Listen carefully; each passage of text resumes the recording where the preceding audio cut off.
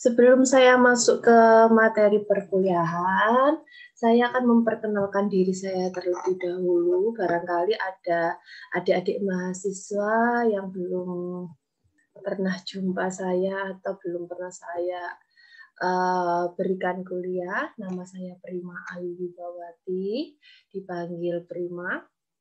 Domisili di Banyuwangi, sudah menikah, anak baru 1. Itu saja dulu ya introduction-nya. Kita langsung masuk ke materi. Semoga di hari libur ini Anda masih semangat juga ya. Nanti kita lanjut ke praktikum seperti jadwal, yaitu pukul 10. Untuk kuliah, yaitu saya akan jelaskan mengenai jaringan epitel dan juga jaringan otot. Sedangkan untuk praktikum, saya akan membahas mengenai materi kuliah minggu lalu, yaitu mengenai bahan antar sel and extracellular matrix and konektif jaringan ya. Oke, bismillahirrahmanirrahim. Kalau pada waktu Anda mengerjakan soal teori maupun praktikum, kalau ditanya epitel itu apa atau yang mana gambaran dari epitel pada gambar tersebut, mungkin begitu ada gambarannya. Anda harus paham dulu yang dinamakan epitel itu apa, ada syaratnya. Jadi nggak semua sel itu dinamakan epitel. Nanti kan ada beberapa sel, oh ini adalah jaringan epitel, ini jaringan otot. Ya, masing-masing jaringan itu ada ciri khasnya. Anda harus paham terlebih dahulu ciri khasnya apa sebelum menentukan nama. Epitel atau jaringan epitel adalah kumpulan dari sel-sel. Oke? Kumpulan dari sel-sel yang tersusun berhimpitan dan dipisahkan oleh sedikit sekali bahan antar sel dan terletak di atas membran basalis. Jadi ada beberapa ketentuan, ada 4 ketentuan, yaitu pertama, kumpulan dari sel-sel. Setelah ada kumpulan dari sel-sel, antar satu sel dengan sel yang lainnya itu harus berhimpitan, dalam artian tidak ada jarak yang lebar. Jadi benar-benar melekat satu sama lain, yaitu berhimpitan sehingga kalau saling melekat satu sama lain, bahan di antara sel tersebut tidak ada atau hanya sedikit sekali. Dan syarat yang terakhir adalah harus dibatasi oleh membran basalis. Yang namanya membran itu bisa selapis tipis jaringan ikat. Ya. Nanti akan saya tampilkan yang membran basalis itu mana. Gitu ya. Dihafalkan dulu pengertiannya itu ya dan syarat-syaratnya tadi. Ada beberapa fungsi dari epitel. Epitel itu letaknya mulai dari luar tubuh sampai bagian dalam rongga tubuh itu ada jaringan epitelnya. Jadi kalau seandainya jaringan epitel atau sel-sel epitel itu ada di permukaan yang digunakan untuk proteksi, perlindungan diri seperti sel kulit atau epitel kulit, itu berarti fungsinya untuk proteksi, perlindungan diri terhadap trauma luar. Misalnya trauma apa? Anda terjatuh, tergores, mungkin trauma mekanik. Ya. Kalau trauma atau virologi, maksudnya benda asing atau virus, bakteri, itu berarti untuk perlindungan terhadap biologis. Fungsi yang kedua selain proteksi atau perlindungan yaitu absorpsi. Anda harus mengingat kalau itu menarik. Absorb berarti menarik, menyerap bahan-bahan yang diperlukan. Berarti sel-sel epitel itu adanya di mana? Sel-sel epitel tersebut adanya di usus, di epitel paru, di mana digunakan untuk menyerap bahan-bahan seperti nutrien, kemudian menyerap oksigen di paru-paru, menyerap air, terutama di mana? Di ginjal. Nah, itu fungsi untuk absorpsi. Jadi fungsinya berbeda-beda tergantung dari lokasi yang ada di dalam tubuh. Fungsi yang ketiga, sekresi. Yang namanya sekret itu menghasilkan sekret. Sekret itu bahan yang disekresi. Mensekresi suatu bahan-bahan yang diperlukan oleh tubuh. Misalnya Anda pada waktu kelaparan itu kan biasanya rongga mulut banyak cairan ludahnya. Lah, ludah itu termasuk hasil sekresi dari sel-sel epitel penghasil sekret eksokrin di lidah.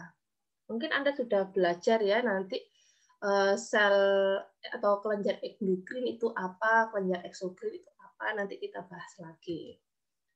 Fungsi keempat yaitu untuk ekskresi. Kalau eks itu berarti keluar. Ya, mengeluarkan bahan-bahan yang nggak diperlukan oleh tubuh seperti cairan keringat yang dikeluarkan oleh epitel kelenjar keringat. Dan fungsi yang terakhir, kelima, yaitu untuk reproduksi. Kalau reproduksi berarti berhubungan dengan gonad, jantan dan betina. Ya, contohnya apa? Di jantan, epitel tubulus seminiferus, di betina, epitel ovarium. Oke. Setelah Anda mengetahui fungsi-fungsinya berdasarkan letak jaringan epitelnya, Anda diwajibkan untuk mengetahui nama-nama epitel. Nama-nama epitel, nah, pembagiannya itu tergantung dari fungsinya. Kalau dari fungsinya ada dua pembagian atau klasifikasi epitel. Sebagai penutup, untuk proteksi saja. Yang kedua sebagai kelenjar, epitel kelenjar. Kalau epitel kelenjar berarti menghasilkan sekret, mensekresikan sesuatu. Ya. Epitel penutup, bahasa Inggrisnya covering epithelium. Epitel kelenjar, glandular epithelium. Jadi kalau Anda bingung nanti mungkin ada multiple choice pertanyaan, pilihlah pembagian epitel yang benar. A, epitel penutup, B, covering epithelium. Berarti semuanya benar. Ya, beda nama saja, Inggris dan Indonesia. Epitel penutup atau epitel yang fungsinya untuk memproteksi, saya minta maaf, dibagi menjadi beberapa, yaitu di breakdown berdasarkan bentuk dari selnya. Nomor 1, epitel penutup, ya, fungsinya untuk proteksi itu dibagi menjadi 2, yaitu berdasarkan bentuk dari selnya dan juga dari susunan dari selnya. Kalau bentuk dari sel itu dibagi 3, bisa itu selnya pipi. Kalau pipi berarti kecil, ya, kecil pemanjang. Kalau kubis berarti sisi-sisinya panjang, lebar, tingginya sama. Kalau silindris berarti sangat panjang. Nah, kalau sekarang Anda pembagiannya ini, Anda juga harus pahami pipih nama lainnya squamous, kubis kuboidal, silindris kolumnar. Kalau pipi berarti dia itu melebar ke samping, panjang dan lebarnya itu lebih dari tingginya. Berarti dia pendek kalau pipi. Intinya itu harus pipi. Nggak ada sel pipi, intinya bulat, tidak ada. Jadi nanti kalau seandainya batas sel, oh ini batas selnya mana nggak jelas, Anda lihat dari inti selnya. Kalau inti selnya pipi, berarti itu termasuk sel bentuknya pipi. Sedangkan kubus, bangun datar kubus, itu sisi-sisinya, 4 sisinya itu sama. Makanya panjang, lebar, dan tingginya harus sama. Dan syaratnya intinya itu bulat di tengah. Silindris, kalau silindris berarti seperti orang tinggi. Tingginya itu melebihi panjang dan lebarnya, serta intinya itu lonjong ke atas. Intinya lonjong ke atas. Itu berdasarkan bentuknya. Berdasarkan susunannya, ada yang cuma 1 lapis, mungkin Anda beli makanan, ya ada beberapa makanan itu, oh ini ada 3 susunan, 3 lapisan, oh, berarti itu berarti berlapis, kalau 3 lapisan atau 2 lapisan. Tapi kalau cuma 1 lapisan itu selapis atau simple. Kalau lebih dari 1 lapis itu berarti berlapis atau stratified. berderet itu berbeda dengan berlapis. Kalau berderet itu Anda bayangkan bukan berjajar-jajar ke bawah, tetapi berjajarnya itu ke samping, yaitu seperti orang mengantri. Jadi coba ada orang yang mengantri, mungkin beli tiket atau beli apa, itu kan ada orang yang mengantri. Nah, tinggi dari setiap orang itu kan beda-beda. Sehingga seharusnya satu lapis, tapi karena tingginya itu berbeda-beda, mungkin ada yang kubus, ada yang silindris, jadi seperti berderet. Pseudo stratified. Oke, tolong Anda, setelah saya jelaskan tadi pembagian epitel penutup berdasarkan bentuknya dan berdasarkan susunannya, saya harap Anda bisa melihat 6 contoh gambaran jaringan epitel yang telah saya contohkan di sini berdasarkan non-human primate. Ya, ini kan non-human primate. Ini ada beberapa jaringan epitel. Mungkin Anda nanti belum paham jaringan epitel yang mana, tapi ini semuanya adalah jaringan epitel yang kiri dan kanan berdasarkan sampel dari non-human primate ini. Silakan dilihat paling pojok atas yang saya tunjuk, ini dari rongga hidung.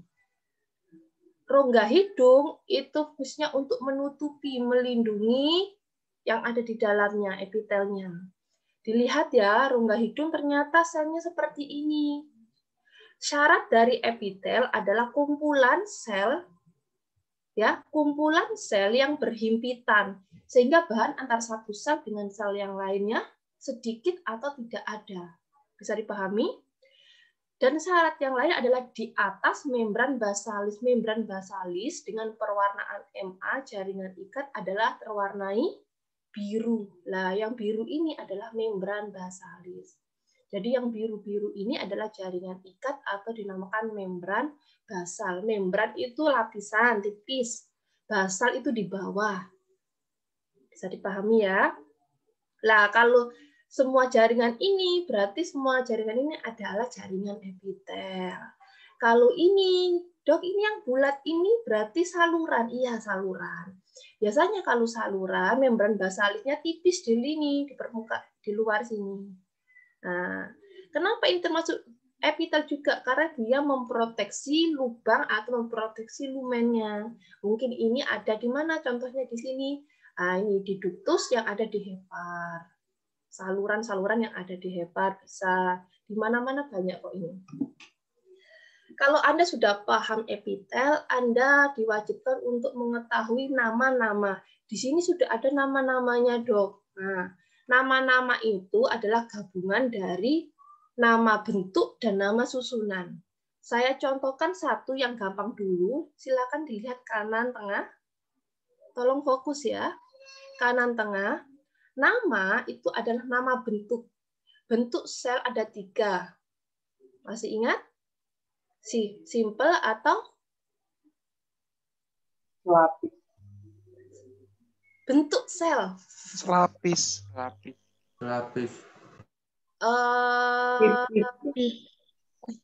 Pipi, kuboid, dan silindris. Oke? Squamous, kemudian kuboid, dan silindris. Nah, namanya ini bisa Anda sebutkan begitu. Bisa Anda sebutkan susunannya dulu, bisa Anda sebutkan bentuknya dulu. Kalau ini dinamakan simple squamous. Kalau simple ini berarti kan selapis. Ini. Anda lihat lapisannya itu dari ini. Sel-sel di atas membran basalis ini ada berapa lapisan? 2 lapis kah? Atau cuma 1 lapis ini, sel yang di atas membrannya? 1 lapis. Satu lapis. Satu. Anda bisa melihat 1 lapis, berarti namanya epitel selapis, bentuknya dilihat. Loh dok, ini seperti silindris. Nah, tapi ini bukan silindris. Silindris itu memanjang ke atas, tapi ini adalah melebar dengan intinya pipi. Berarti ini selapis pipi. Oke? Sekarang saya beralih lagi kepada yang selapis juga. Ini kelihatan jelas ya, kalau yang lingkaran ini selapis. Selapisnya apa? Intinya bulat di tengah, dok. Walaupun ini sisinya nggak kotak, bener-bener nggak seperti kotak, tapi kalau silindris bukan. Kalau silindris itu intinya lonjong juga. Ini intinya masih bulat, berarti ini adalah selapis epitel, selapis kubus. Oke, saya beralih yang selapis juga. Nah, kalau ini Anda bisa membedakan juga. Kalau ini kan juga satu lapis ya. Nah, Anda untuk mengetahui satu lapisnya itu bisa dari intinya juga. Oh, intinya masih berderet satu jajaran. Satu lapisan intinya. Oh, berarti ini adalah satu lapis saja. Satu lapis apa? Satu lapis silindris atau satu lapis kolumner. Sekarang saya masuk kepada yang sini, yang sebelah bawah kiri.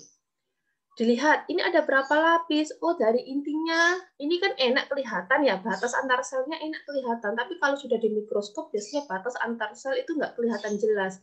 Yang kelihatan biasanya bintik-bintik gelap, inti sel. Dilihat saja, inti selnya masih satu lapisan atau beberapa lapisan inti selnya. Oh, inti selnya ada 3 lapis, berarti berlapis.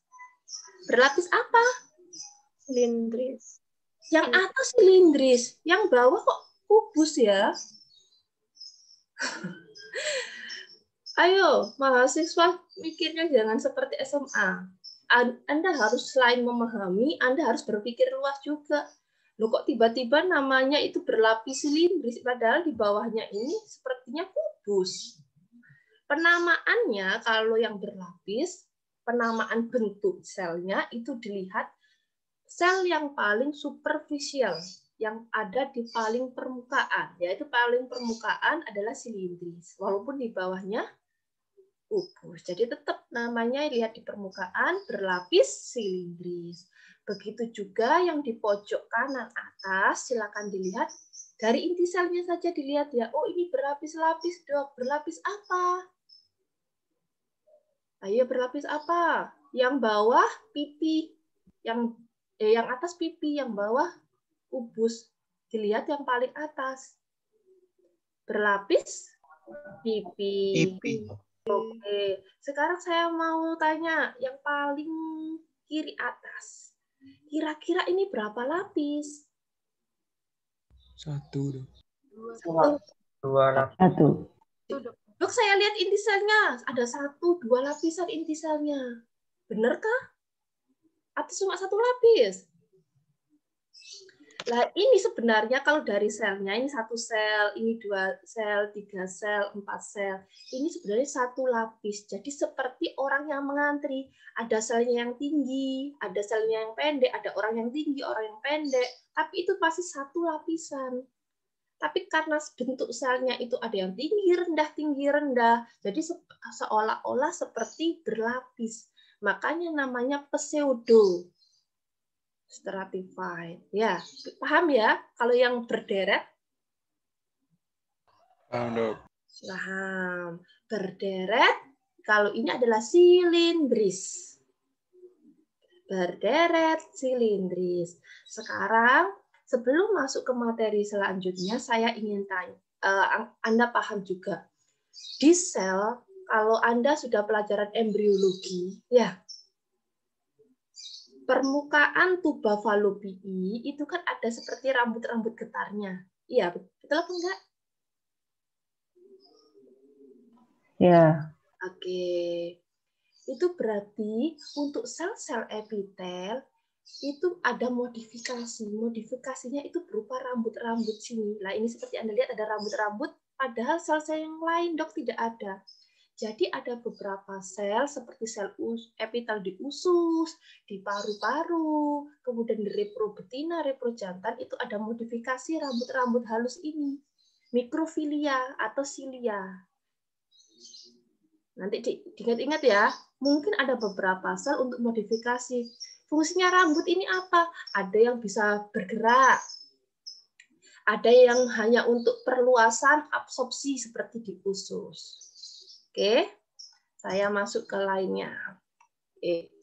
Jadi ini berdasarkan bentuk dan susunannya, namanya digabung. Yang epitel silindris, epitel selapis itu bisa epitel selapis pipi. Contohnya di sini, ya ini yang pipi di atasnya, lah. Inti selnya pipi kan. membran basalnya itu ini. Nah, ini pewarnaan HE, bukan MA. Kalau MA ya biru, kalau HE jaringan ikatnya terwarnai tetap merah atau merah muda. Atau epitel selapis pipi bentuknya kubus, tidak ada contohnya. Epitel selapis pipi selapis silindris. Lah ini kan selapis, inti selnya satu lapisan, tetapi bentuknya silindris panjang-panjang. Ya, membran basalnya mana? Membran basalnya tipis ini, yang garis jaringan ikat tipis. Epitel berlapis bisa epitel berlapis pipi, epitel berlapis kubis, epitel berlapis silindris. Contohnya ini berlapis silindris. Silindris tapi ada dua lapisan. Dan epitel peralihan. Ini masih PR nanti. Akan saya jelaskan epitel peralihan. Peralihan ini ada beberapa lapisan, kan masuk epitel berlapis, tapi beberapa lapisan, tetapi permukaannya itu bentuknya tidak pipi, tidak silindris, dan tidak kubis. Epitel berderet silindris. Ingat-ingat.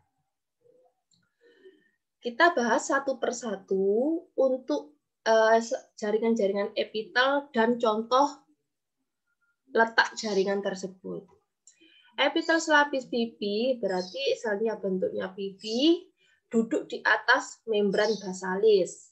Contohnya di mana? Contohnya itu ada di ginjal, tepatnya di parietal layer capsula Bowman. Atau di ginjal lainnya yaitu bagian tipis, lengkung Henle tipis, itu juga ada. Kemudian ada di paru-paru, yaitu di sel alveolinya. Ada di repo jantan, bagian retrodastisnya, dan lain sebagainya. Masih banyak sekali. Ada penamaan khusus untuk epitel selapis pipi. Epitel selapis pipi punya dua penamaan khusus. Dinamakan endotel apabila ada epitel selapis pipi pada pembuluh darah yang melapisi pembuluh darah, pembuluh limfa, dan pembuluh jantung. Yang namanya pembuluh darah itu saluran.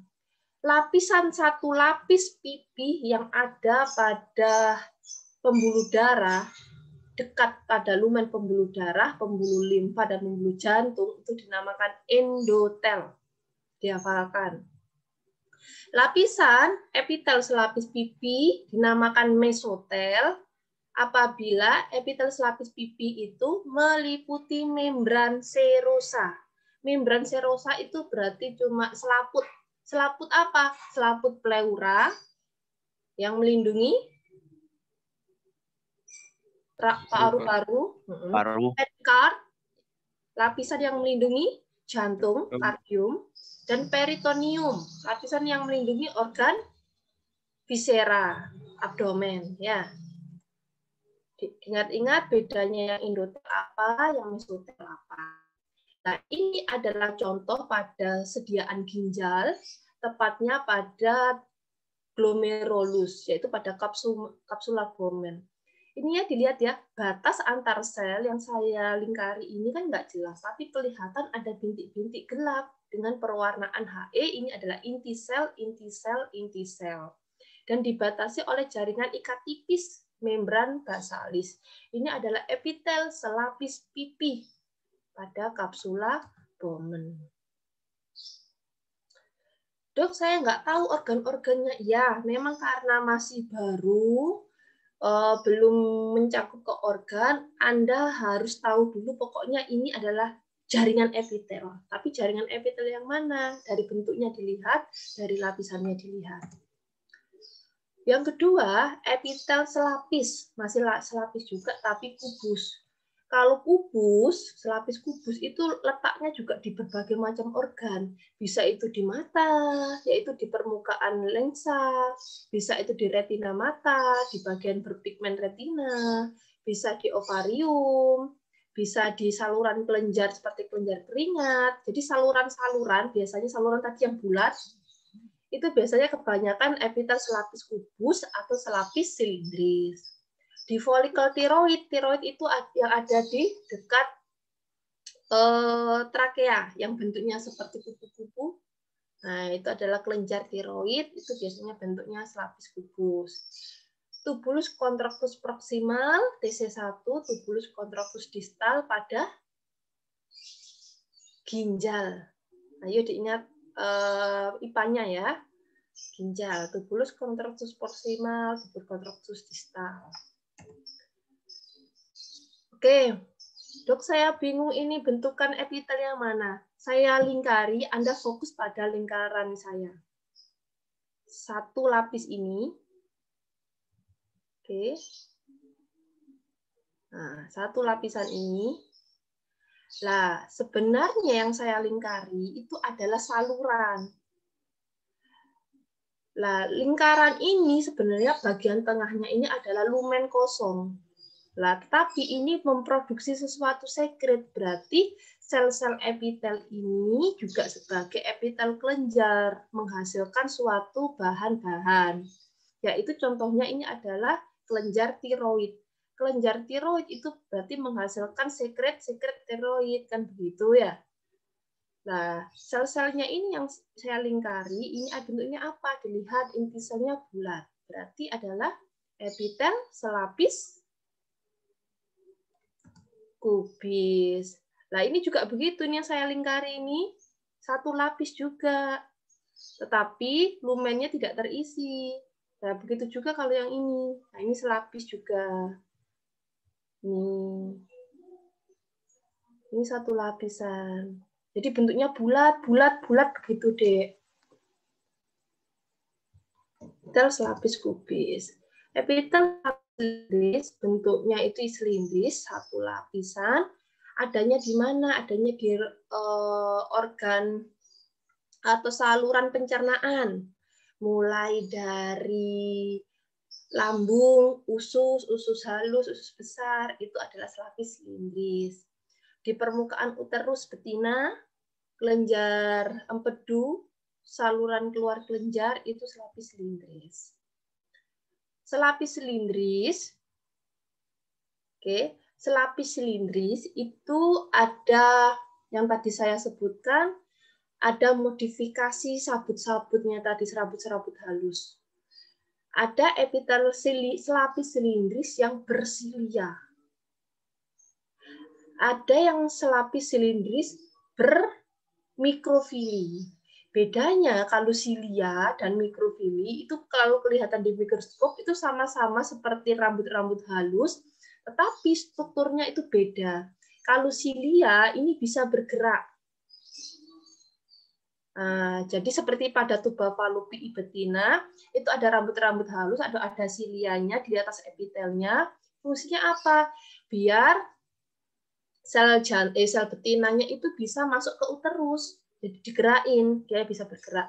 Tapi kalau mikrofili itu tidak bisa bergerak, fungsinya cuma memperluas daerah absorpsi seperti di usus. Contoh-contohnya letaknya di sini ya, tuba Fallopi, di sinus hidung atau di rongga hidung, di medula spinalis juga ada. Ada beberapa penamaan silia, namanya kinosilia dan stereosilia. Kinosilia ini adalah silia yang sebenarnya. Dalam artian, kinosilia ini bisa bergerak dalam kurung motil. Paham ya? Kinosilia adalah silia sebenarnya, bisa bergerak. Tapi kalau stereosilia ini bukan silia sebenarnya, tetapi mikrofili. Karena dia itu sebenarnya mikrofili, berarti dia itu tidak bisa bergerak. Bisa dipahami bedanya kinosilia dan stereosilia? Bisa, Dok. Oke.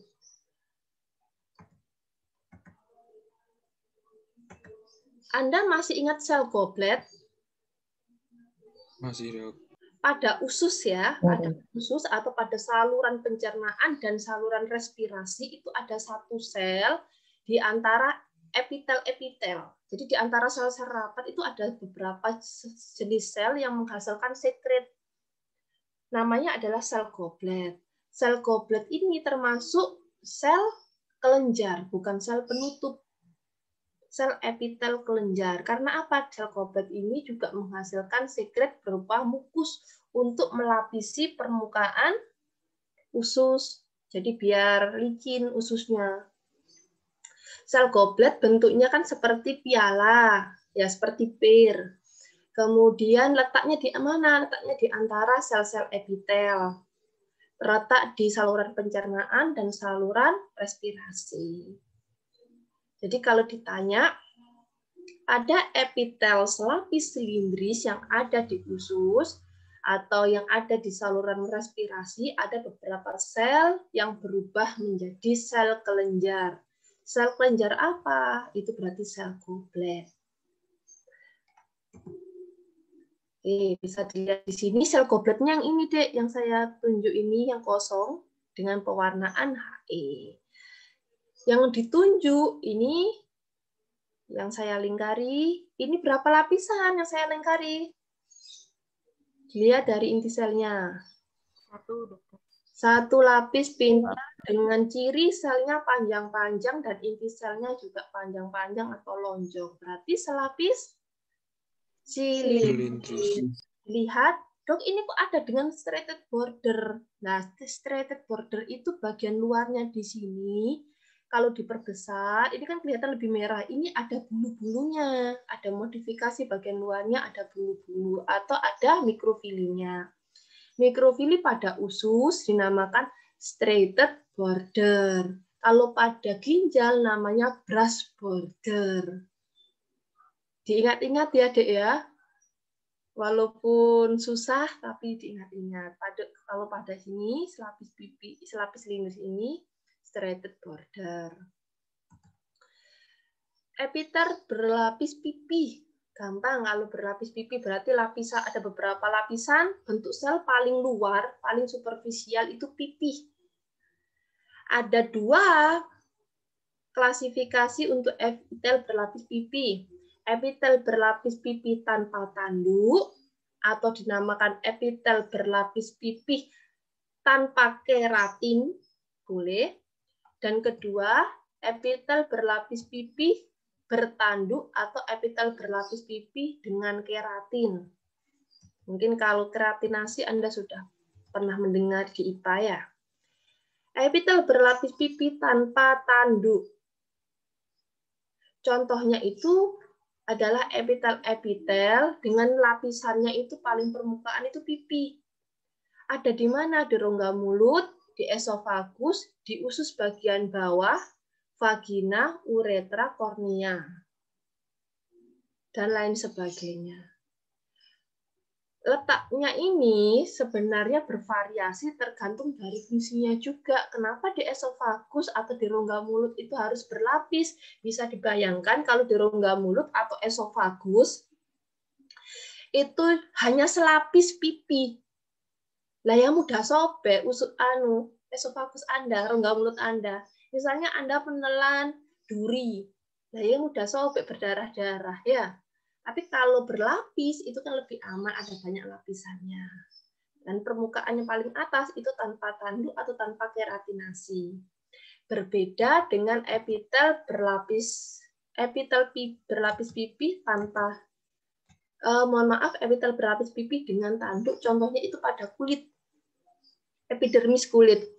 Kulit Anda itu juga berlapis-lapis. Permukaan paling luar itu bentuknya selnya pipi. Kenapa harus bertanduk? Kenapa harus mengalami keratinasi? Biar kalau ada trauma, jatuh, itu tidak mudah berdarah. Bayangkan kalau kulit Anda itu cuma selapis pipi, ya berdarah kemana-mana, lecet di mana-mana. Ya, jadi fungsinya juga tergantung dari letak dari jaringan tersebut. Ini contoh epitel berlapis pipi. Bagian dalam keluar, lah bagian luarnya sendiri ini ada selapis ya, bukan selapis tapi ada sel pipi bentuknya. Bagian epitel berlapis pipi bertanduk juga begitu, mulai dari dalam sampai luar. Dok, bagian luar ini nggak kelihatan selnya. Kenapa? Bagian luar sel pada kulit itu sudah mengalami keratinasi. Sel-sel bagian luar, sel epitel pipihnya ini sudah mengalami kematian. Di dalam selnya itu sudah digantikan protein keratin. Jadi memadat seperti ini. Ini contohnya pemadatannya. Epitel berlapis kubus atau kubis. Jadi ada lapisan-lapisan bentuk selnya kubus. Pada mana? Pada ovarium, contohnya sel follicle de Graaff, pada tubulus seminiferus, pada saluran keluar kelenjar keringat, saluran keluar kelenjar lemak. Nah, bentuknya seperti ini pada tubulus seminiferus pada testis. Mungkin di embriologis Anda sudah lihat ya. Tubulus seminiferus. Nah, ini ada sel-sel banyak, Dok. Bulat, tapi ada berapa lapis ya? Ada banyak lapisannya. Membran basalisnya mana yang paling luar? Membran basalis, di dalamnya banyak epitel, sel-sel epitel yang rapat dan tersusun, ada beberapa lapisan. Bentuk selnya bagaimana? Intinya bulat, kubus. Epitel berlapis kubus. Berlapis silindris. Kalau berlapis silindris, Anda bayangkan bentuk selnya itu beda-beda, tapi bagian luar, bagian superficial itu silindris. Sebenarnya kalau epitel berlapis silindris itu jarang didapatkan atau jarang ditemukan. Karena biasanya epitel berlapis silindris itu merupakan adanya di tempat-tempat peralihan. Contohnya peralihan mulai dari rektum, ya, mau keluar ke anus. Dari rektum itu adalah sebenarnya epitel selapis silindris, terusannya usus, kan usus rektum. Menuju ke anus. Anus itu mendekati kulit. Anus itu adalah epitel berlapis pipi. Nah, sebelum menuju berlapis pipi, berarti yang selapis silindris berubah menjadi berlapis silindris. Lama-kelamaan menuju anus berubah menjadi berlapis pipi. Epitel peralihan. Nah, ini epitel peralihan ini termasuk epitel berlapis. Tapi berlapisnya itu bentuk selnya beralih. Oke, contohnya pada vesika urinaria dan ureter. Cuma dua. Contohnya epitel peralihan itu hanya pada ureter dan juga vesika urinaria. Mengapa? Anda tahu sendiri vesika urinaria itu tempat penampungan urin. Ya. Vesika urinaria itu kan tempat penampungan urin. Kalau seandainya banyak urin di dalam vesika, vesikanya itu kan mengembang. Ya. Tapi kalau sudah kencing, urinnya sudah dikeluarkan, vesikanya itu kecil. Nah, untuk memodifikasi, jadi biar bisa mengembang dengan luas, kalau sudah selesai dia itu kecil lagi, ada modifikasi bagian luar epitelnya. Nah, ini epitelnya bermodifikasi. Jadi kelihatannya bagaimana bagian luar itu bentuknya itu seperti pipi. Tetapi ternyata dilihat ya, inti selnya bagian luar bulat atau pipi? Bulat, Dok. Bulat. Berarti ini bukan pipi, berarti juga bukan kubis. Nah, ini berarti modifikasi. Jadi selnya ini disebut dengan sel payung, bagian superficialnya. Bentuknya seperti payung, inti sel bulat. Di dalam satu sel itu bisa lebih dari satu inti sel. Sel yang kedua itu bentuknya seperti piala. Sel yang ketiga bentuknya seperti silindris, seperti ini. Jadi ada 3 modifikasi sel, paling luar, superficial, sel bentuknya seperti payung, besar, kadang-kadang intinya lebih dari 1. Yang kedua sel raket atau bentuknya seperti raket. Sel ketiga yang paling dekat dengan membran basalis namanya sel basal. Bisa dipahami ya epitel peralihan?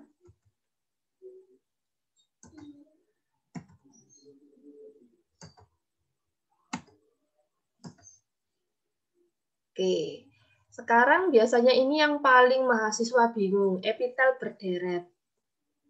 Sebenarnya satu lapis tetapi berderet-deret dengan ukuran sel yang tidak sama. Ukuran sel yang tidak sama pada epitel berderet itu terdiri dari 3. Ada epitel yang panjang, sel yang panjang yaitu sel silindris mencapai permukaan. Sel yang tidak mencapai permukaan namanya sel fusiform. Dan sel yang melekat atau dekat dengan membran basal namanya sel basal. Sama. Ini contoh epitel berderet silindris, jadi Anda nanti hati-hati ya. Ini adalah bagian luar, permukaan superficialnya bentuknya silindris. Tapi ini seolah-olah seperti 2 lapis, Dok. Atau 3 lapis lah. Di sini ada 1 lapis, di sini ada 2 lapis, di sini ada 3 lapis. Nah, itu adalah sel dengan batas yang tidak jelas, tapi bisa dilihat inti selnya itu lapisannya berbeda-beda. Nah, itu sebenarnya 1 lapisan, tetapi dia berderet-deret sel-selnya. Itu epitel berderet silindris. Contohnya pada saluran pernafasan, pada bronkioli, kemudian pada reproduksi jantan, ductus epididymis dan deferens. Oke, untuk epitel penutup atau proteksi sudah. Sekarang kita masuk ke epitel kelenjar, yaitu epitel atau sel-sel epitel yang menghasilkan sekret tertentu.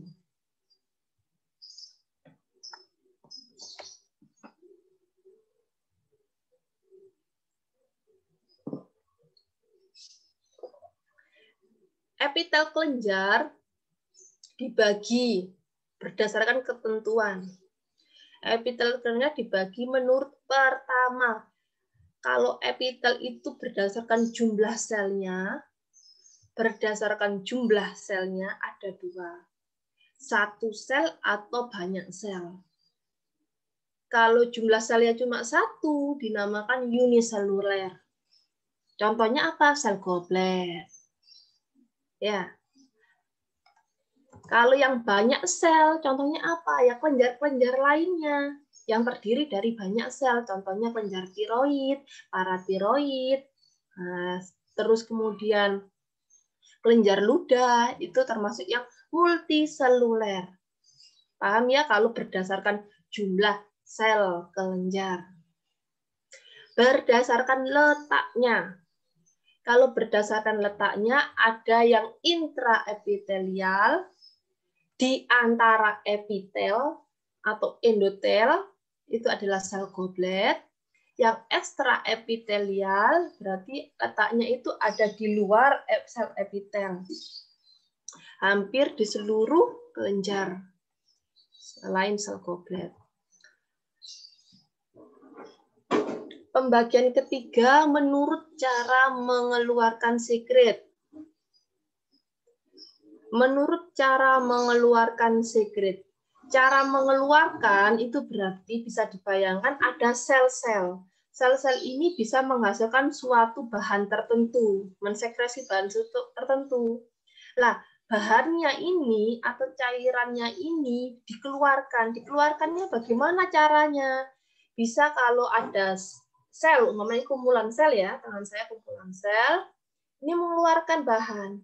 Bahannya itu langsung masuk ke saluran, menuju permukaan dari jaringan epitel itu.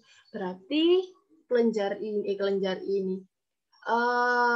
jaringan epitel kelenjar ini adalah termasuk yang eksokrin. Sekret dikeluarkan melalui saluran, contohnya pankreas, sublingualis. Kemudian kalau yang sekretnya itu tidak dikeluarkan melalui saluran, tetapi sekretnya itu dimasukkan langsung ke kapiler-kapiler di dekat dari epitel-epitel itu kan banyak kapiler, ya, atau pembuluh darah kecil. Dari pembuluh darah kecil sekretnya masuk, ikut oleh darah masuk ke pembuluh darah besar. Kemudian dari pembuluh darah besar masuk ke target organ. Jadi masuk mengalir kemana-mana, masuk ke contohnya adalah kelenjar hipofisa, kelenjar tiroid, kelenjar paratiroid. Jadi sekretnya ini tidak digunakan oleh jaringan epitel itu sendiri, tetapi digunakan oleh organ lainnya. Sekretnya dinamakan hormon.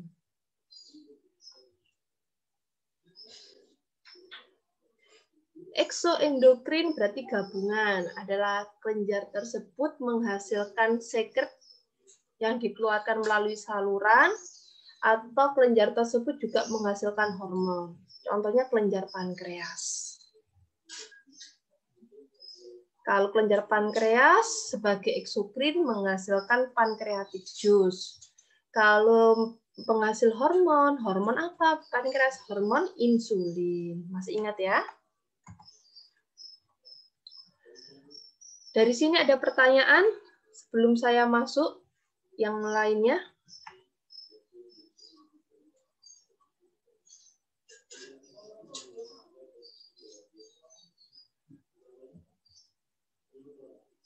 Oke. Pembagian epitel kelenjar berdasarkan cara pembuatan sekretnya. Itu tadi yang sebelumnya cara pengeluaran sekretnya. Sekarang cara pembuatan. Apabila kumpulan dari sel kelenjar yang akan menghasilkan sekret itu, sel-selnya itu harus mati, meluruh atau lisis terlebih dahulu untuk membuat sekret, namanya adalah holokrin.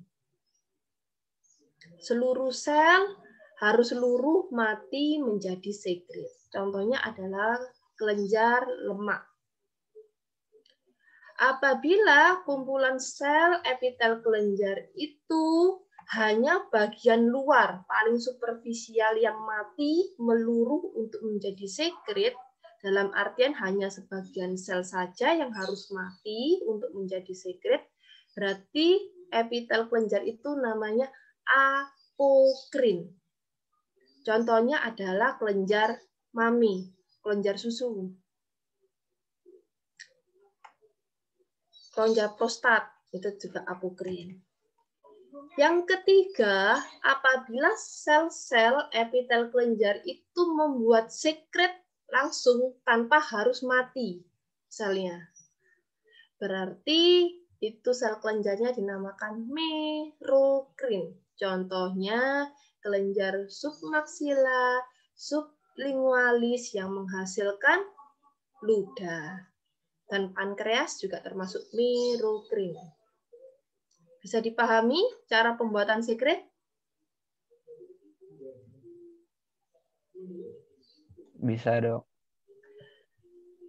Pembagian yang kelima, macam sekret. Macam sekret berarti bahan yang dihasilkan itu bentuknya apa? Ada 3. Kalau sekretnya itu cair, encer, jernih, itu namanya sekret serus. Cair atau encer dan jernih. Contohnya pada parotis, kelenjar parotis, kelenjar Ebner, pankreas, itu serus. Yang kedua, mukus. Mukus itu cairannya itu kental dan licin. Contohnya pada kelenjar Banner, kelenjar Weber. Yang ketiga itu adalah campuran sero dan mukus. Digabung sero mukus. Contohnya kelenjar sublingualis, submandibularis yang ada di sekitar mulut Anda itu adalah kelenjar campuran. Jadi ludah yang dihasilkan itu kan bukan cair ya, ada beberapa yang juga kental. Sekarang Anda harus bisa pada preparat histologi membedakan mana epitel kelenjar yang menghasilkan mukus, mana epitel kelenjar yang menghasilkan serus, atau yang menghasilkan campuran seromukus. Anda lihat gambar ini, coba dilihat ya. Yang saya lingkari itu inti sel, inti sel, inti sel. Nah, yang melingkar ini. Ya, selnya di tepi, Dok. Iya. Karena apa? Di dalam sitoplasmanya ini banyak cairan sekretnya, jadi terdesak ke tepi. Oke. Dok, ini bentuknya seperti ini, bulat-bulat seperti bunga-bunga begini. Iya, ini adalah kumpulan sel, 1 sel, 2 sel, 3 sel, 4 sel, banyak sel. Bintik-bintik warna pink itu adalah hasilnya, sekretnya di sitoplasmanya. Yang biru-biru inti selnya. Ini namanya bentukan seperti bunga-bunga ini adalah asini. Namanya asini.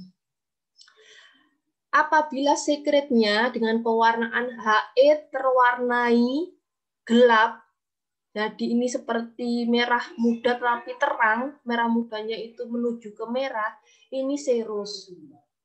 Karena cairannya itu cair dan juga lebih encer. Jadi penyerapan zat warna He-nya itu lebih asidofilik, lebih ke arah kemerahan. Sedangkan kalau mukus itu kan kental. Penyerapan warnanya itu tidak terlalu asidofilik. Jadi kelihatan sitoplasmanya itu jernih seperti ini. Jadi jangan salah ya, semakin jernih ini berarti semakin mukus. Dilihat inti sel, banyak sel yang berbentuk asini seperti bunga-bunga ini, kumpulan bunga-bunga. Di sitoplasmanya banyak sekret yang dihasilkan. Sekretnya ini mukus, lebih jernih daripada lebih serus. Kalau serus itu lebih gelap, kalau mukus lebih transparan. Dilihat yang kecil yang saya tunjuk 1, 2. Ini adalah epitel selapis kubus pada saluran kelenjar. Ya. Beda ya. Kalau yang seromukus, yang campuran, contohnya ini. Oh, ini parotis, ini serus. Lebih gelap ya. Ini lebih gelap. Yang lubang-lubang ini ada lumennya. Ini lubang-lubang, ada lumennya. Ini juga lumen. Lumen ini adalah saluran, tempat pengeluaran sekret. Yang seromukus, gabungan itu seperti ini. Dilihat, ini ada yang transparan, penghasil mukus. Tetapi ini ada yang gelap, penghasil serus. Paham?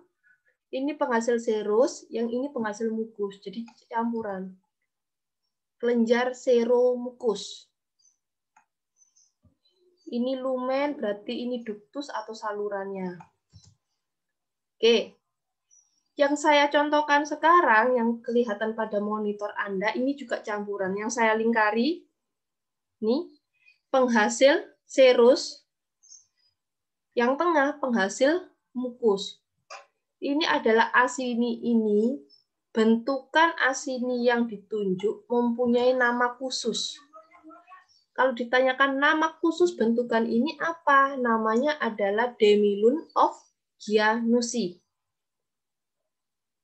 Ya, ini kan asini seromukus. Bentukan nama khususnya apa? Demilun of Giannussi. Jadi seolah-olah seperti bulan, ya kan bulan bulat. Tetapi kalau tertutup sebagian itu kan seperti bulan yang bulan apa itu? Bulan yang tertutup sebagian. Ada yang terang, ada yang gelap. Ya, demilun of Giannussi. Yang ditunjuk adalah contoh dari kelenjar apokrin. Kalau apokrin itu berarti selnya harus mati sebagian, pada bagian superficialnya, bagian sel permukaannya itu harus mati untuk menghasilkan sekret. Cirinya dilihat bagian lumennya. Lumen ini seperti ada serbuk-serbuk, itu adalah bekas sel-sel yang mati. Nah, ini seperti ini yang saya tunjuk.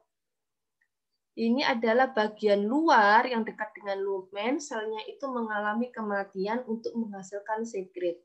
Ini adalah sampel pada glandula mami, termasuk apokrin.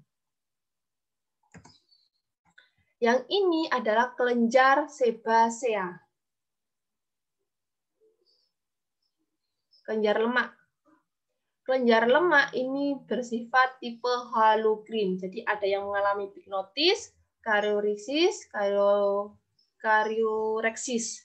Jadi mengalami kematian. Jadi harus mati semuanya agar menghasilkan sekret. Termasuk tipe halokrin. Kelenjar tipe Halogren. Oke. Sekarang berdasarkan bentuk kelenjarnya. Tolong diamati baik-baik.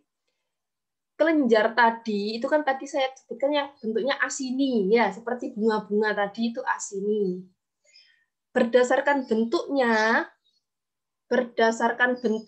dan jumlah kelenjarnya, kalau kelenjarnya cuma satu, namanya tunggal. Satu, tunggal. Tapi kalau banyak, namanya ganda. Namanya ganda kalau banyak atau majemuk. Sekarang, selain berdasarkan jumlah, berdasarkan bentuknya. Bentuknya seperti tubulus. Jadi namanya tubulus tunggal. Kalau ini namanya saluran atasnya, ini salurannya ya, itu tubulus.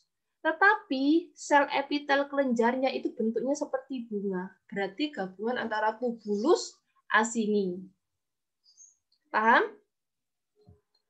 Ini tubulus, ini epitelnya ini berbentuk bunga bulat asini.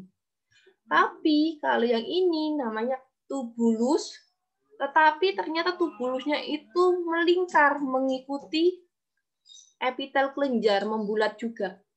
Berarti ini tubulus, ini alveolar. Kalau banyak tubulus ganda, kalau banyak tubulus asinis ganda, tubulus alveolar ganda. Ada pertanyaan?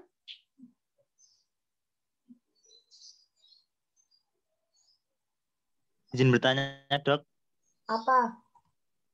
Ini kan untuk gambar tubulo asinus ganda sama tubulo alveolar ganda bentuknya apa memang mirip seperti ini, Dok? Tubulo apa? Tubulo asinus ganda Sama tubulo alveolar. Alveolar itu kamu lihat, jangan lihat gandanya dulu, lihat yang satu dulu. Yang saya lingkari 1, 2. Yang namanya tubulus asinus itu adalah salurannya berbentuk tubulus, kemudian ada asinusnya. Jadi sel-sel epitel penghasil kelenjarnya itu berbentuk seperti bunga gini, melingkar. Alveolar itu selain berbentuk seperti bunga, sel epitelnya ternyata tubulusnya ini juga mengikuti, membulat juga di bawahnya ini. Nah, begitu juga dengan ganda, kelihatan kan tubulus, di sini asinus. Kalau di sini tubulus ada alveolarnya. Bisa dipahami? Bisa, Dok. Terima kasih. Sama-sama. Oke. Sekarang tidak gambaran histologi, tetapi secara teoritis. Ya, secara teoritis sel-sel epitel yang saling berdekatan, oke, akan membentuk suatu hubungan. Jadi antara satu sel dengan sel lainnya itu kan harus berhubungan. Masa satu sel, oh saya memproduksi sekret, sel lainnya sebelahnya tidak, kan enggak. Berarti kan ada komunikasi. Nah, hubungan antar sel itu berdasarkan bentuknya, bentuk hubungannya. Ada yang namakan occludent junction atau tight junction, ada yang namakan adherent junction atau desmosome, dan yang ketiga yang C, ini mohon maaf salah ketik C, gap junction atau nephrosus. Pengertiannya, kalau yang occludent junction, sel itu merekat antara satu sel dengan sel yang lainnya, jadi benar-benar merekat. Kalau yang adherent junction atau desmosome, ternyata antara satu sel dengan sel yang lainnya itu ada space, ada batasan. Jadi dilapisi ada sedikit batasan kecil. Jadi namanya cell coat space. Tidak dapat dihubungkan langsung antara kedua dinding sel. Dihubungkan melalui apa? Dihubungkan melalui tonofilamen. Jadi ada saluran kecil ke arah persinggungannya. Yang ketiga, gap junction itu di antara kedua sel yang berhubungan terdapat saluran. Jadi ada satu sel dengan sel lainnya ada saluran, begitu saja, tapi tidak ada celah. Kalau ada celah itu namanya cell coat space atau adherent junction. berdasarkan luas ikatannya. Luas ikatan itu berarti ikatannya itu meliputi seluruh sel atau sebagian sel atau sepertiga atau pada satu titik kecil. Kalau zonula luas ikatannya itu meliputi seluruh permukaan sel, melingkari penuh pada satu sel epitel. Kalau fasia, ikatannya itu hanya sebagian besar pada sel, tidak melingkar penuh. Kalau makula, ikatannya itu hanya pada satu tempat yang sempit di antara sel. Jadi namanya bentuk dan luas ikatannya itu digabung. Zonula occludens, zonula adherens, macula adherens, macula occludens. Ya, ada banyak namanya.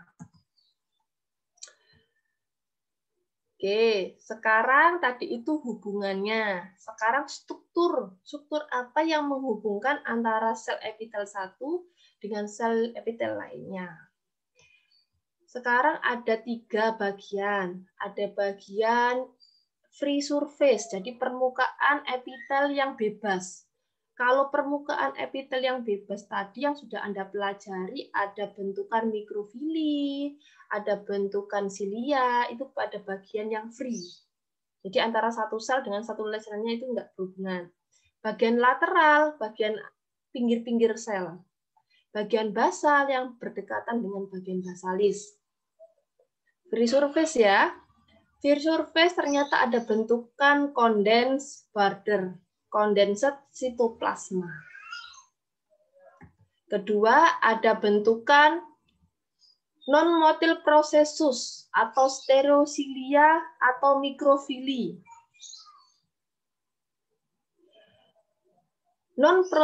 Non-motile processus, proses itu namanya tonjolan, berarti ada tonjolan yang tidak bisa bergerak, atau namanya stereocilia atau mikrofili. Fungsinya untuk absorpsi, contohnya pada usus ataupun pada ginjal, untuk sekresi, contohnya pada epididymis, dan untuk rangsangan sensoris. Kalau yang prosesus yang bisa bergerak, namanya motile processus, yaitu silia atau kinosilia. Kenapa kok bisa bergerak? Ternyata pada bagian dasar silia terdapat struktur yang menggerakkannya, namanya basal granul atau kinetosum. Dihafalin. Kenapa kinosilia atau silia itu merupakan prosesus yang motil, penonjolan yang motil yang bisa bergerak? Karena pada dasar silia terdapat bentukan basal granul atau kinetosum yang fungsinya untuk menggerakkan silia. Yang ketiga, bentukan pada free surface adalah secrete plate, lempengan sekresi, itu contohnya pada gigi, pada lensa. Sekarang bentukan apa saja yang ada di bagian permukaan lateral? Ada intercellular bridge, ada intercellular semen, ada terminal bar. Kemudian bagian permukaan basal yang dekat dengan membran basal, tentu saja ada membran basalis, kemudian ada lipatan sitoplasma ke arah basal, dan lain sebagainya bisa dibaca. Yang terakhir mengenai regenerasi. Regenerasi itu berarti dia bisa bermitosis atau bertambah jumlahnya enggak. Ternyata untuk epitel, jaringan epitel itu kan fungsinya untuk proteksi, untuk menghasilkan sekret dan lain sebagainya, itu mempunyai daya regenerasi yang baik. Contohnya apa? Contohnya ketika kulit Anda terluka, dalam hitungan hari kan juga bisa menutup, kemudian beregenerasi, membentuk sel-sel yang baru. Ada pertanyaan untuk jaringan epitel? Epitel cukup banyak ya. Nanti Anda pelajari lagi. Izin bertanya, dokter. Iya, silakan. Itu tadi pankreas kan termasuk dalam jaringan eksokrin sama endoeksokrin. Iya. Iya. Itu Eksokrin sama endokrin. oh iya. Perbedaannya di apa ya, dokter? Perbedaannya pada epitel penghasil sekretnya. Ada 2 jenis epitel kelenjar di pankreas. Yang satu itu seperti asini, menghasilkan sekret serus, berarti warnanya kalau di mikroskop itu terlihat lebih gelap.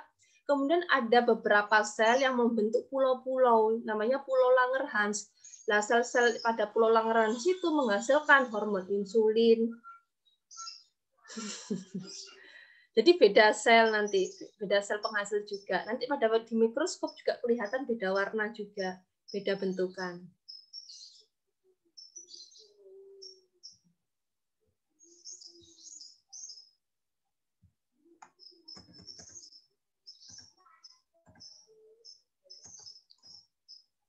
Tidak ada contohnya di sini ya. Nanti ada di praktikum minggu depan, insya Allah ada. Ada pertanyaan? Silakan yang mau ke toilet, jangan lama-lama. Oke, kalau mau minum silakan, sambil nyemil silakan. Saya agak cepat ya ini untuk otot karena waktunya kurang 30 menit. Kebanyakan di Oke. Jaringan otot, Anda ingat-ingat dulu aja. Yang namanya jaringan otot berbeda dengan jaringan yang lain dalam apa? Dalam fungsinya. Selain dalam bentuknya, ukurannya, kemudian tempatnya, tapi fungsinya. Yang namanya otot itu fungsinya untuk kontraksi dan relaksasi. Ya, otot itu fungsinya untuk kontraksi dan relaksasi. Jadi kalau Anda bingung yang kontraksi mana, yang relaksasi mana, dari saya ya, ini relaksasi. Kalau saya gini, ini kontraksi. Ya, relaksasi, kontraksi. Oke.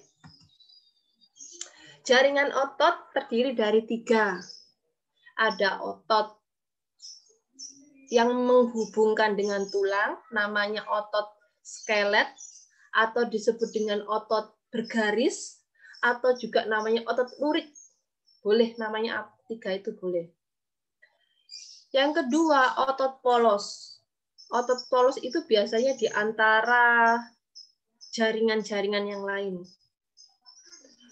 Yang ketiga, otot yang paling gampang yaitu otot jantung. Adanya di mana? Ya di jantung saja. Fungsi dari 3 jenis otot itu sama, yaitu untuk aktivitas kontraksi dan relaksasi. Dalam artian memanjang dan memendek. Saya contohkan. Yang saya tunjuk, kelihatan? Yang saya tunjuk adalah materi yang sudah disampaikan oleh Dr. Ika, yaitu jaringan ikat. Ini jaringan ikat. Jadi jangan bilang ini adalah sabut otot. Kalau saya menyatakan sabut otot, kenapa saya bilang sabut? Karena seperti garis-garis ini, seperti sabut. Satu sabut otot itu sama dengan 1 sel otot. Tapi yang saya tunjuk ini adalah jaringan ikat. Kemudian yang saya tunjuk ini inti sel, inti sel, inti sel. Jangan bilang ini adalah inti sel otot. Bukan. Ini adalah di luar, yaitu di antara sel. Jaringan ikat. Jadi kalau ada sel-sel di jaringan ikat adalah fibroblast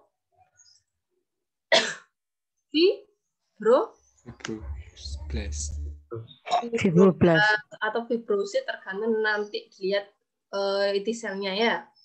Jadi yang saya tunjuk ini mulai dari sini sampai sini.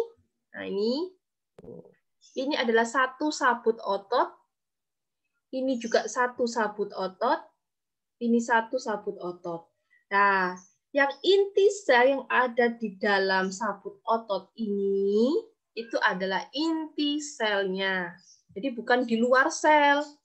Mahasiswa kalau tanya ini apa? Inti sel otot. Alah. Ya, jadi materi tatap muka 1, 2, 3 itu masuk semua di sini. Nanti materi kelima ya materi 1, 2, 3, 4, 5 masuk semua. Ya, ini kan kelihatan di luar sel, ya di luar batas sel. Berarti ini adalah fibroblast. Oke. Inti selnya berarti inti selnya coba dilihat. Ini adalah satu sabut. Inti selnya di tepi atau di tengah? Nah, dilihat ya. Ini adalah contoh dari otot bergaris atau otot lurik atau otot skelet. Dinamakan bergaris, bisa Anda lihat ada yang warnanya jernih, transparan putih, ada yang rada gelap merah, putih, merah, itu namanya otot bergaris, bergaris-garis. Nomor 2, dilihat satu sel saja yang saya tunjuk. Sudah? Sudah? Satu sel dengan inti sel di tengah. Ini adalah satu sabut otot, bentuknya seperti skoci. Otot polos. Satu sabut otot polos. Yang ketiga,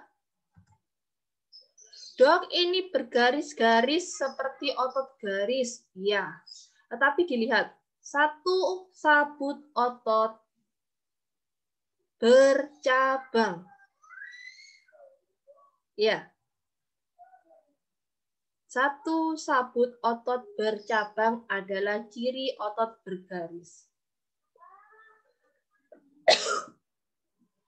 Di luar sabut itu ada bentukan inti sel ini fibroblast. Yang intinya itu yang ini. Inti otot jantung. Jadi ciri otot jantung itu bergaris-garis seperti otot garis, tetapi otot jantung itu bercabang. Oke. Kemudian ada batas kecil ini putih, yang kecil ini. Antara satu otot jantung yang bercabang dengan percabangan yang lainnya itu ada batasnya. Ini batasnya yang kecil-kecil putih ini biasanya. Oke. Ini ilustrasi Anda membayangkan otot bergaris dulu ya.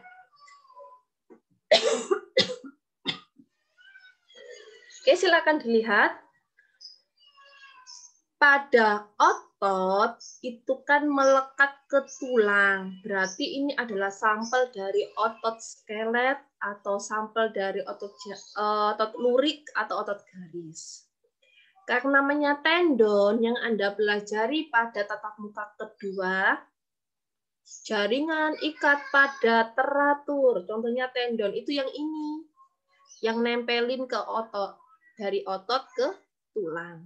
Ya. Dari tendon ada fasianya, kemudian ada ototnya yang biasanya Anda makan, misalnya daging sapi, daging kambing. Nah, ini kumpulan dari otot, ini namanya adalah bundel otot. Oke, satu bundel otot atau satu otot yang besar itu dilapisi oleh jaringan ikat tipis warna putih. Namanya adalah epimysium. Paham? Satu bundel otot terdiri dari banyak vesikel otot. Kalau ditarik satu vesikel otot, ini namanya satu vesikel otot. Satu vesikel otot, tulisannya gini, vasikel. Dilapisi oleh jaringan ikat tipis namanya perimysium.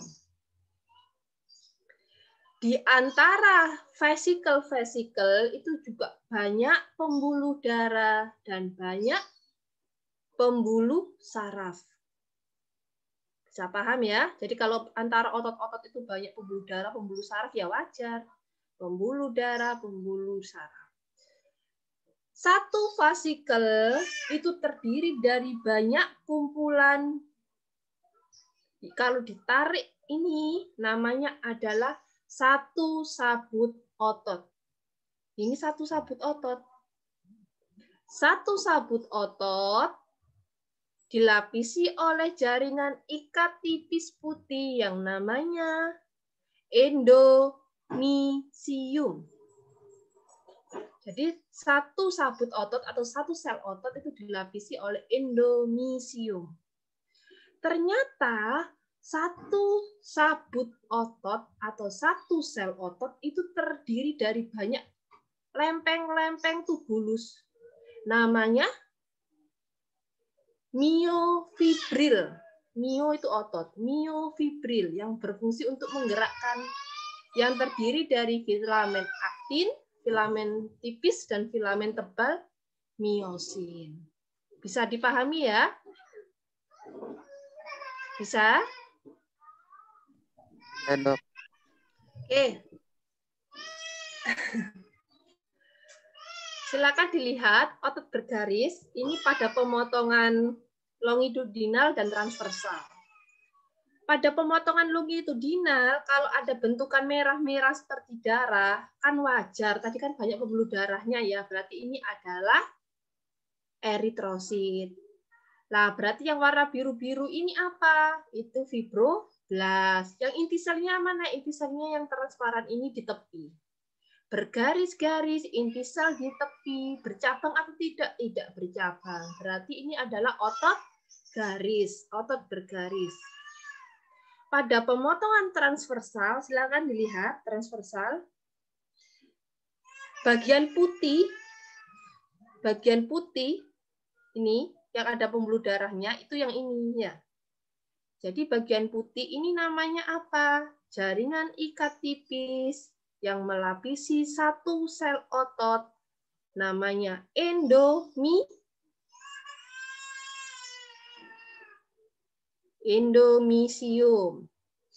Kumpulan dari sel-sel otot itu dilapisi oleh jaringan ikat tipis atau satu vesikel dilapisi oleh jaringan ikat tipis namanya perimysium. Kalau bagian luarnya satu otot penuh itu namanya epimysium. Kemudian tolong dilihat pada berkas otot pada pemotongan transversal itu yang bawah ini. Sitoplasma otot ini kan nggak kelihatan halus ya, tidak homogen, tapi kelihatan bintik, betul? Ya. Nah, bintik-bintiknya itu karena ada apa? Karena ada miofilamen aktin dan miosin. Jadi seperti garis-garis ini. Lain loh, Dek. Filamen aktin dan miosin. Sehingga gambarannya itu nggak halus, tetapi ada bintik-bintiknya. Bentukan ini nama khususnya adalah lapangan Cohen pada pemotongan transversal. Nama khusus bentukan ini adalah lapangan Cohen. Ini jaringan ikat tadi, kalau Anda mau menghafalkan silakan endomysium, perimysium, epimysium. Yang pasti untuk praktikum Anda harus bisa menunjukkan yang mana. Kemudian yang jaringan ikat hanya lewat pembuluh darah, pembuluh limfa, dan pembuluh saraf yang seperti Anda lihat tadi. Tetapi pada endomysium adanya itu pembuluh darah dan pembuluh saraf. Sedangkan pembuluh limfa itu hanya ada pada perimysium. Mohon maaf Anda terganggu dengan anak kecil menangis enggak? Saya tutup dulu.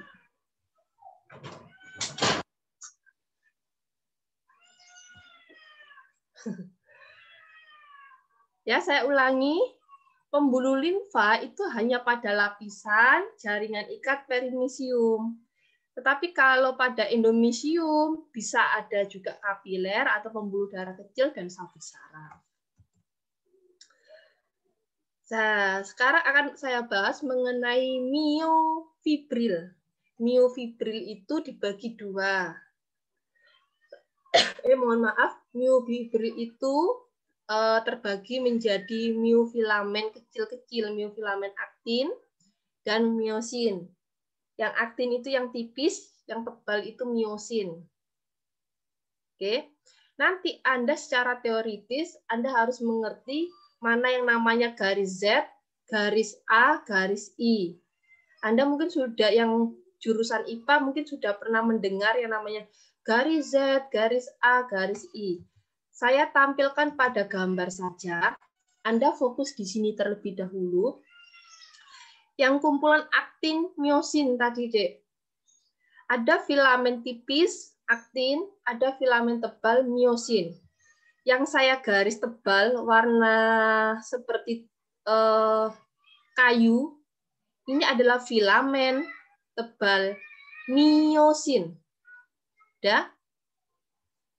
Ini ada 3 lapisan.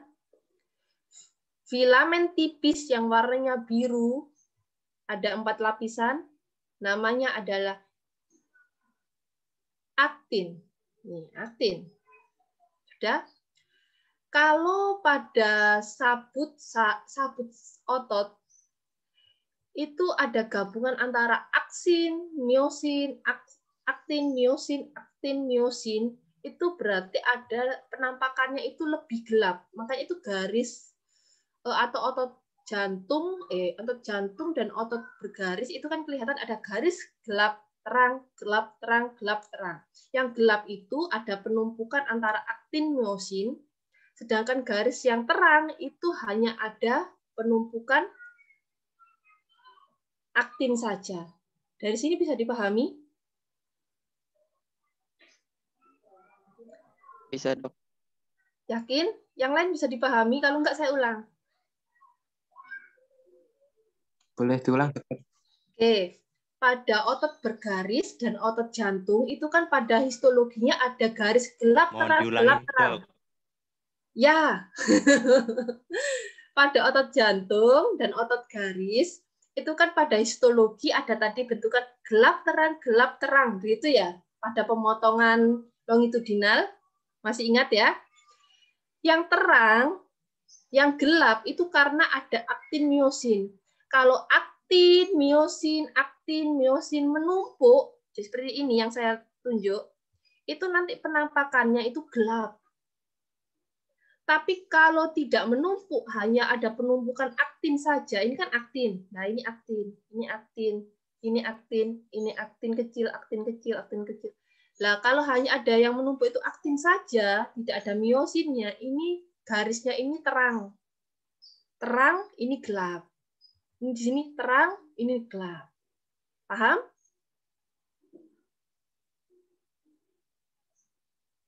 Paham, Dok. Oke.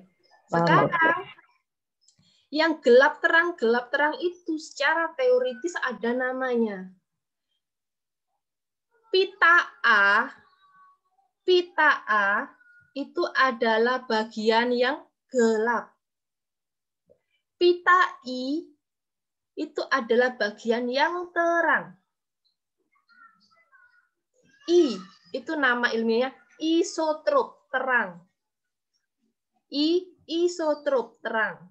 Sedangkan A itu anisotrop, tidak terang dalam artian gelap. Bisa dipahami?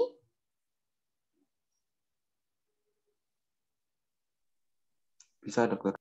Oke. Pada bagian yang gelap ini yang saya tunjuk atau pada pita A yang gelap itu ada bagian di tengah-tengahnya itu yang hanya ada penumpukan miosin saja, nggak ada aktinnya. Berarti ini di antara pita A, di dalam satu pita A ada bagian tengah yang agak terang. Bukan terang ya, tapi agak terang. Namanya adalah pita H atau zona H. Di antara pita I ada bentukan garis yang seperti ini, yang hitam-hitam. Antara pita I, pada pita I ada garis-garis pembatas. Ini juga pita I, ada garis pembatas. Namanya adalah garis Z. Bisa? Oke, saya masuk kepada penjelasan. Jadi ada penjelasannya. Pada pita A, di tengah pita A itu ada garis terang, namanya pita H. Pada pita I dibelah oleh garis, namanya pita Z. Antara pita Z1 dengan pita Z yang 2, atau di antara dua garis Z, itu namanya sarkomer. Sarkomer adalah satuan kontraktil dasar. Jadi satuan untuk kontraksi. Jadi sarkomer itu mana? Antara pita Z ini sampai sini. Itu adalah satu sarkomer. Bisa dipahami pengertian sarkomer? Bisa, dokter. Bisa, Dok. Oke. Sekarang Anda harus paham kapan gambaran terjadi relaksasi gimana, kontraksi gimana.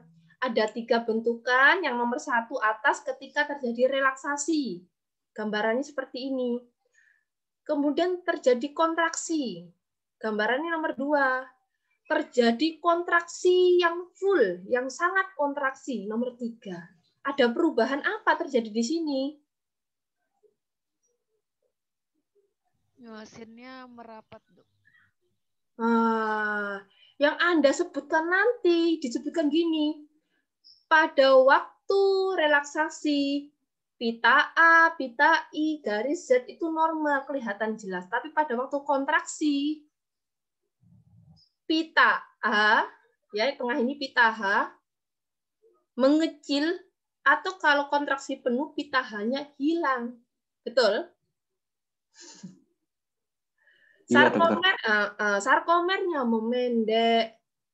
Oke. Kemudian pita A-nya kira-kira panjangnya sama apa enggak? Pita I-nya kira-kira panjangnya sama apa enggak? Kan begitu. Jadi di sini ada penjelasan. Bila kontraksi sarkomer pendek, pita H sempit atau hilang, pita I sempit atau hilang.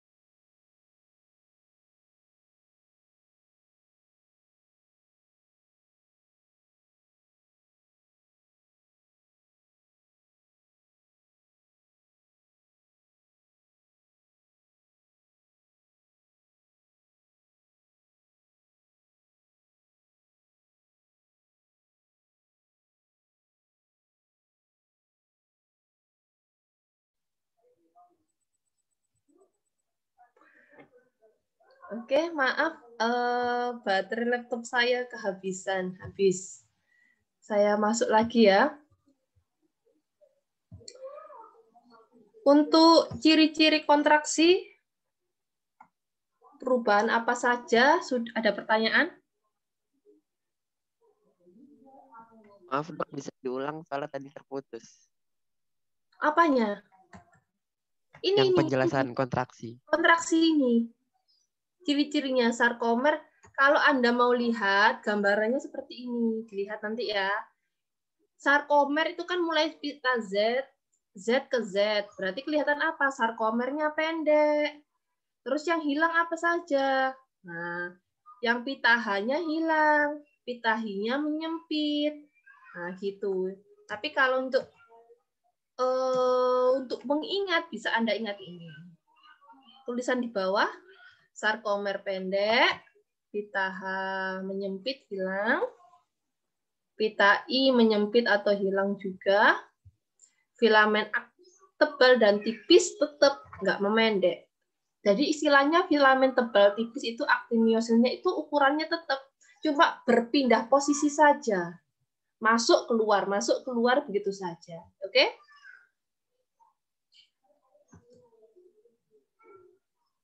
Oke. Untuk gambaran histologi, mungkin nanti tidak seperti ilustrasi yang sebelumnya, kelihatannya seperti ini nanti. Dilihat ya, ada bentukan putih-putih yang saya tunjuk, berarti itu namanya endomisium. Kemudian bentukan garis terang, itu tadi itu bentukan pita I dan pita A. Berarti ini kemungkinan apa? Ini kemungkinan otot jantung atau otot bergaris. Tapi dilihat, ini kalau pemotongan longitudinal, kelihatan tidak otot jantungnya yang bercabang. Kalau tidak bercabang, inti di tepi, ini inti-intinya di tepi, berarti ini adalah sediaan otot bergaris. Oke. Sekarang kita masuk ke teoritis lagi mengenai apa di dalam otot itu ada bentukan apa saja. Ada bentukan yang pertama yang namanya sarkolema.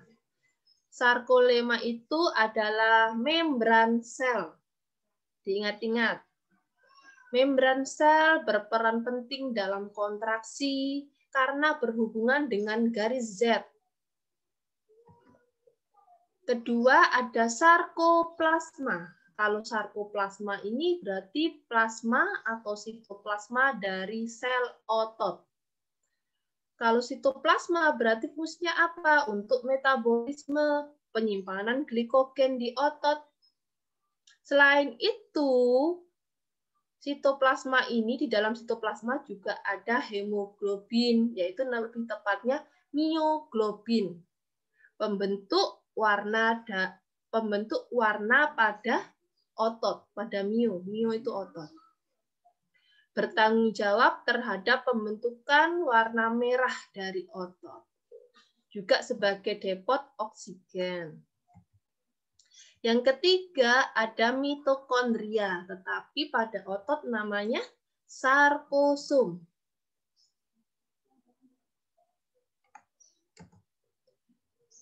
Yang kelima ada retikulum endoplasmi atau namanya di otot sarkoplasmik retikulum. Sarkoplasmik retikulum itu jumlahnya banyak, merupakan sistem seperti sistem tubuli, memanjang-manjang, bermembran yang menyambung membentuk selubung. Oke. Berdasarkan warna. Otot itu kalau Anda makan daging, ada daging warnanya merah. Ada daging yang umpamanya itu berasal dari cempe, anakan kambing, itu warnanya agak pink, tidak terlalu merah. Kemudian ada daging unggas, warnanya putih. Perbedaan warna pada otot itu tergantung dari apa? Pembagiannya ada 3. Sabut merah, red fiber. sabut putih, white fiber, atau di tengah-tengah, intermediate. Yang sabut merah itu ciri-cirinya sabut-sabutnya kecil. Sarkosom, apa sarkosom?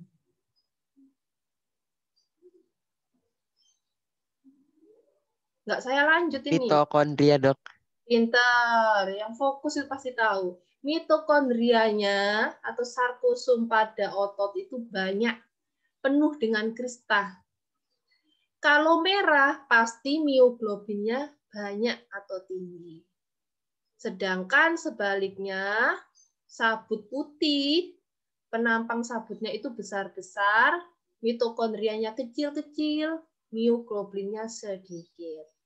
Yang intermediate itu antara red fiber dan white fiber. Ada pertanyaan?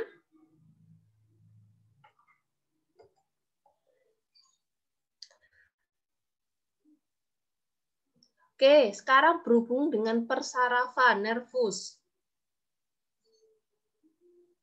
Ya, terdiri dari motorik, sensorik. Ini dicontohkan untuk otot mata. Nah, untuk otot mata itu kan ada ototnya juga, biar bisa bergerak kiri, kanan, atas, bawah. Itu ada ototnya. Paham? Usus itu juga ada ototnya. Usus kan bisa peristaltik ya, gerak-gerak. Untuk peristaltik itu juga ada ototnya. Karena apa yang bisa menggerakkan bukan epitel, yang bisa menggerakkan itu otot. Otot pada mata, contohnya, satu serat saraf, satu sabut saraf, itu hanya untuk mensarafi satu sabut otot atau satu serat otot. Sedangkan otot pada batang tubuh, satu serat saraf dapat mensarafi lebih dari 100 serat otot. Jadi beda-beda ya. Nah, ini ada penamaan, dua penamaan yang harus dan wajib Anda ingat dan Anda pelajari untuk persarafan pada otot. Satu, motor end plate. Kedua, neuromuscular spindle. Motor end plate itu adalah akhiran dari saraf atau nervus terminalnya. Berhubungan erat dengan serat otot, mengatur kontraksi dari otot. Jadi kalau tidak ada saraf, otot itu diem aja, karena nggak ada yang mengatur, gerak-o, kan nggak ada. Terdiri dari apa? Ini susunan dari motor end plate, ada terminal swelling, bagian bawahnya itu, kalau swell kan mengembang, bagian bawahnya itu mengembang, melebar, ada synaptic vesicle, ada synaptic cleft, dan ada junctional fold. Bentukan secara histologis gambarannya itu seperti ini. Nah, ini kan ada aksonnya, ada garis-garis aksonnya yang warnanya hitam. Dengan pewarnaan apa ya kalau nervus ini, sel saraf, sabut saraf? Dengan pewarnaan impregnasi perak. impregnasi perak terwarnai kehitaman. Nah, ini kelihatan ya. Nah, bagian bawah yang paling terminal, yang paling berhubungan dengan sabut otot, itu ada bentukan melingkar-melingkar ini. Bentukan melingkar-melingkar ini terdiri dari apa saja? Terdiri dari 4 ini. Oke. Kalau ditunjuk dan ditanyakan, bentukan yang ditunjuk, bentuk garis-garis atau melingkar tersebut adalah motor end plate. Sekarang, kedua bentukan yang harus Anda ingat, ujung sensoris.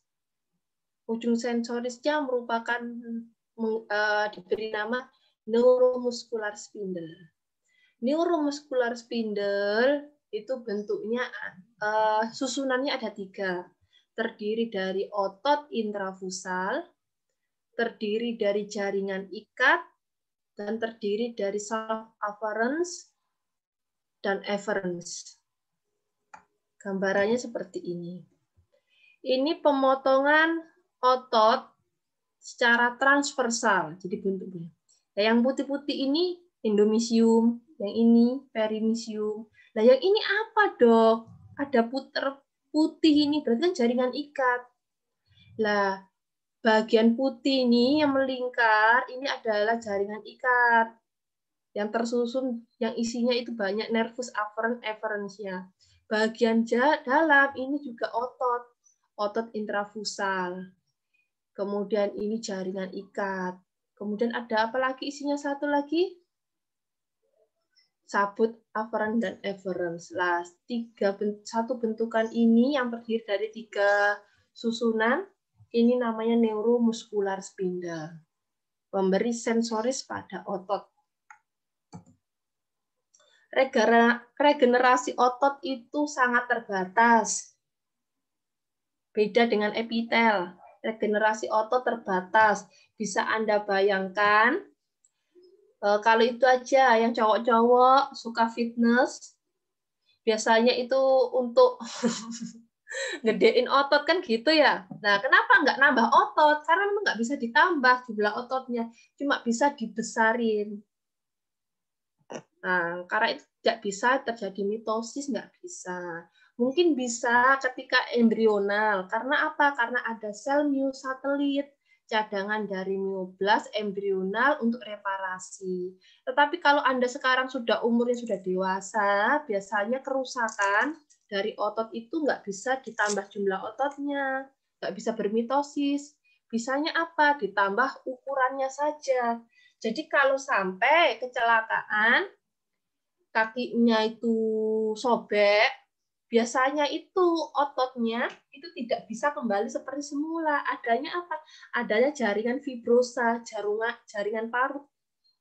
Masih ada bekasnya, ya. Otot polos tadi bentuknya seperti skoci dengan inti di tengah.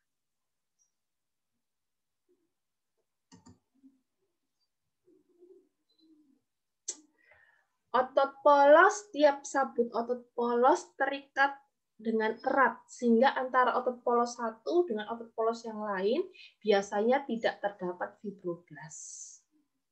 Perimisium tidak tampak jelas. Fungsi sama kontraksi. Pada pembuluh darah, itu kan pembuluh darah juga bisa bergerak untuk mempertahankan tonusnya, bukan bergerak ya, tapi mempertahankan elastisitas dari pembuluh darah, itu juga ada otot polosnya juga. Ternyata kalau otot polos masih bisa terjadi mitosis, pembentukan otot polos yang baru, atau juga bisa hipertrofi. Kalau hipertrofi itu pertambahan ukuran. Hiperplasi pertambahan jumlah. Yang sebelah kanan, otot polos, potongan membujur. Ini potongan melintang atau transversal. Ya. Otot polos itu intinya bintik-bintik kecil di tengah, Dek. Jadi mengikat erat antara satu otot polos dengan otot polos yang lain. Nanti jangan bingung dengan itu ya. Dengan apa itu? Jaringan ikat pada teratur, itu ya. Jaringan ikat pada teratur itu kan cuma ada 2. Lah, kemudian inti selnya itu di luar. Fibroblasnya di luar. Tapi kalau jaringan otot atau otot polos itu dilihat di sini.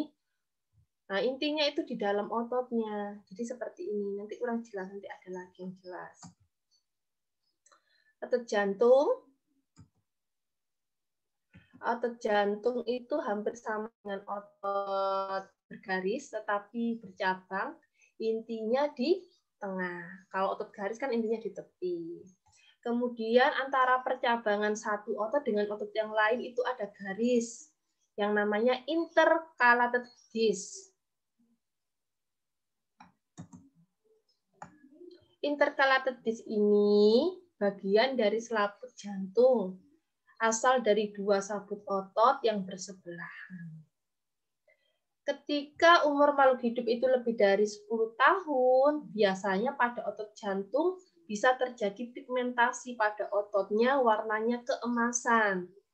Tambah tahun, tambah banyak jumlahnya, disebut dengan Brown atrophy. Untuk regenerasi otot jantung itu nggak bisa mitosis. Yang bisa mitosis tadi otot polos. Kalau otot jantung sudah rusak, ya sudah rusak. Makanya itu orang tua kebanyakan itu terjadi pembengkakan jantung. Nggak bisa memperbaiki diri jantungnya. Hanya bisa bertambah ukuran saja. Oke. Ini prepart yang kurang bagus, tapi yang ditunjukkan di sini, ini garis ini, 1, kemudian garis yang ditunjuk lagi, 2, ini juga garis, itu adalah intercalated disc.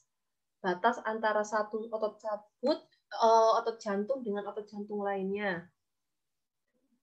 Dengan pemotongan melintang, otot jantung itu kan tadi kan bercabang-cabang, ya. Jadi ada cabang yang besar, ada cabang yang kecil.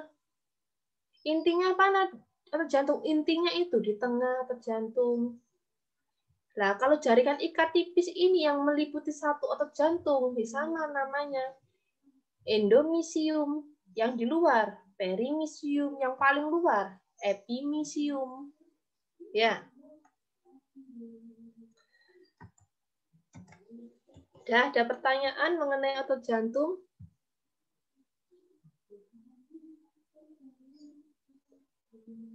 Doha. Dok, mau nanya. Nggih, Fauzan. Kalau intercalated disc yang di penampang lagi di potongan melintang itu kayak gimana dok contohnya dok? Tidak kelihatan. Oh. Yang potongan memanjang aja. Baik dok, terima kasih. Ya, sama-sama. Pertanyaan lainnya? Dokter, perbedaan struktur otot jantung sama potongan melintang ligamentum nuke gimana dok? Kok kayak mirip gitu dok? Mirip, inti otot jantung di tengah, ligamentum nuke itu sabut-sabut. Tendon itu merupakan sabut-sabut. Sabut itu nggak punya inti. Intinya itu adalah inti fibroblast di luar sabut.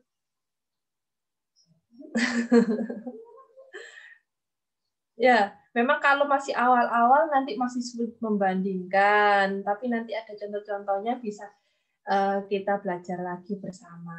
Jadi secara teoritis harus dipahami dulu, baru diterapkan ke gambar, ya.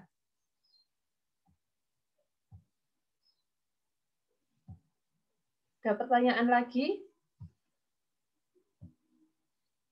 Kalau tidak ada, silakan istirahat. Anda wajib mengerjakan pretest ya. Pretestnya dikerjakan, kemudian kita bertemu lagi pukul 10.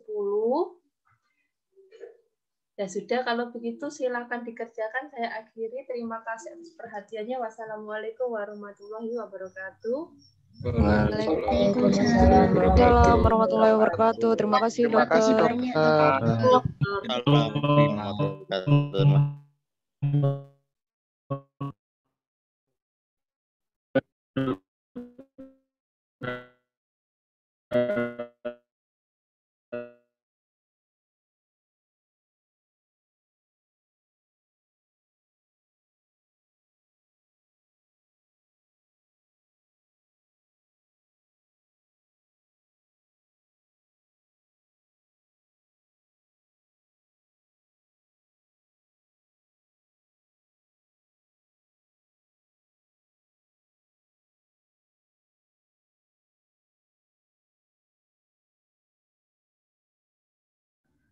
Presensi jam berapa, Ca?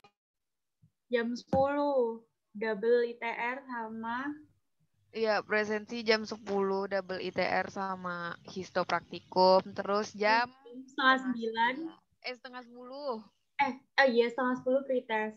Oke. Oke, siap-siap. Soalnya berapa Terima ya? kasih. 20 paling. 16 nggak sih? 16. Nggak tahu. Nggak tahu. Udah lanjut dok.